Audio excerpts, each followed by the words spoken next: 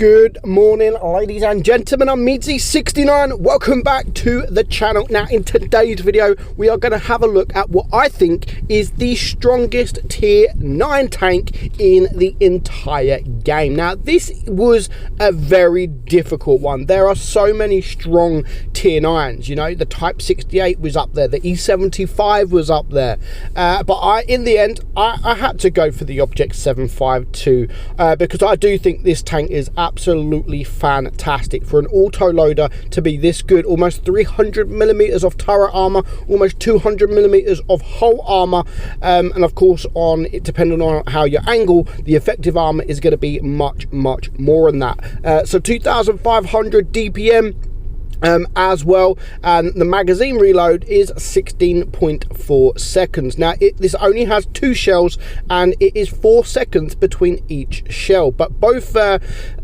shells do a good amount of damage. Now the penetration as well, you've got 245 on AP pen and 340 on your heat pen. That is running it with the rammer or with the vents. If you run it with calibrated shells, you can get that much higher. Literally, your DPM is dropping like next to none, but your penetration literally goes to 374 on your heat pen. That is a massive amount of pen for a tier 9.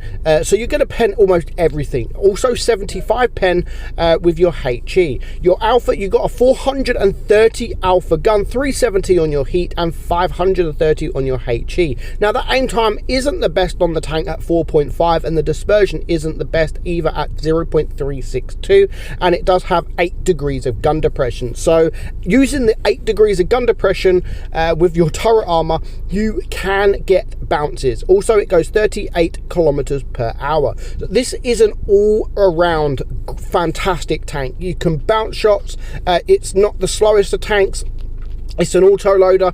It's just a fantastic tank, and I absolutely love the tank. And I'm not putting this in the list because I absolutely love it. Honestly, there are just so many strong tanks in tier 9, even medium tanks. I could have even added the Centurion 7-1 to one of the strongest tanks. There's a lot of tanks that I could have added. The Waffle I could have added because it is a strong tank, even though it doesn't have armor.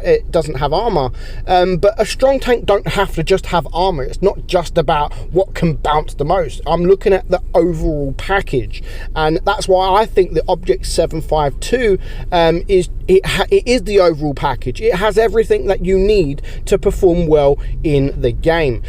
So we're going to have this game here. Now this game, he gets very lucky. This guy gets very lucky, but it does also showcase how strong this tank can be and the fact that it can actually carry games.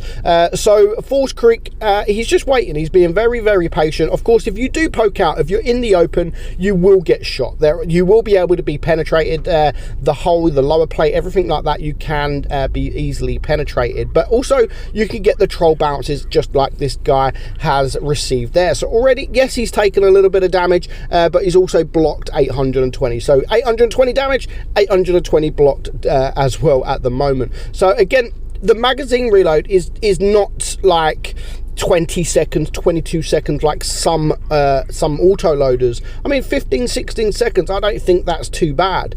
For a 430 alpha shot, you could do like almost 900 damage. If you high roll, you could do almost 1,000 damage. Almost, not quite 1,000, but almost 1,000 damage in literally 4 seconds, and you've only got to wait around 16 seconds for your magazine reload. So yeah, it could do damage. The speed's okay. The armor is absolutely fine. It can literally bounce anything that comes its way. You can penetrate most things. If you can't penetrate it with the AP, you're most likely going to be able to penetrate it with your heat.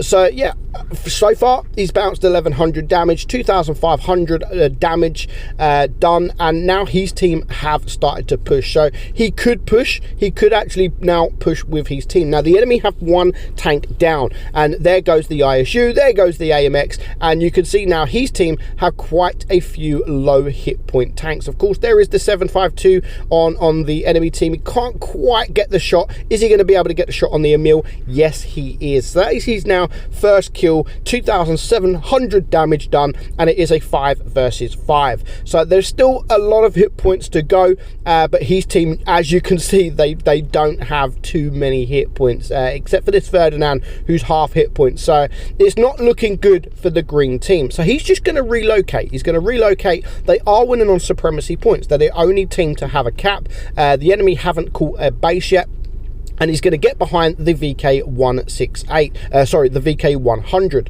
So there's one shot into that guy. He's going to get behind, get another shot, and it leaves him now a one shot. So he's just going to leave him whilst he's on that reload. But whilst he's on the reload, the team are literally vanishing. It is now a 1 versus 5, a 1 versus 5, and he's going to get a nice blocked shot there from the Borzik. So I mean, I know a lot of the enemy team are low hit points, but still doesn't matter. Even if they're all one shots, to pull off a 1 versus 5, it is a good job, and that just showcases what this tank is actually capable of. I know the enemy makes it easy. They do make it easy for him, but it still needs a little bit of skill and the tank to be pretty decent to be able to pull off an easy well, how to pull off a 1 versus 5 and actually make it look easy. So far 2,700 block damage. He's now on 4,500 damage,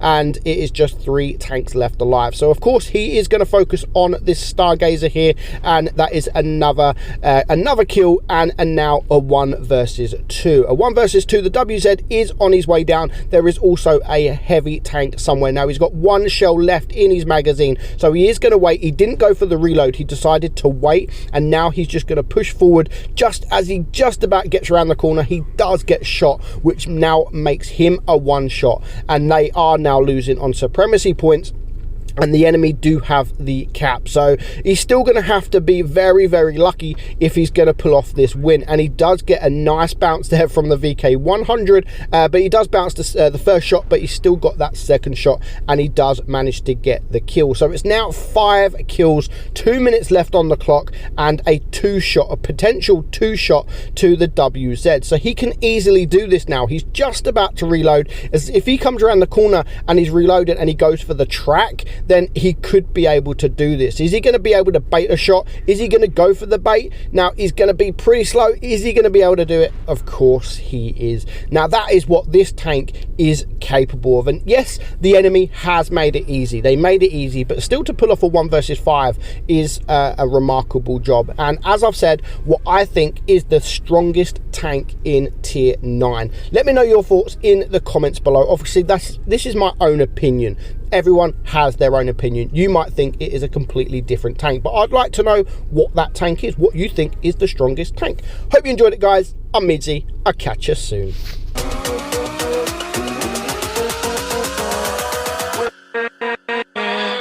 With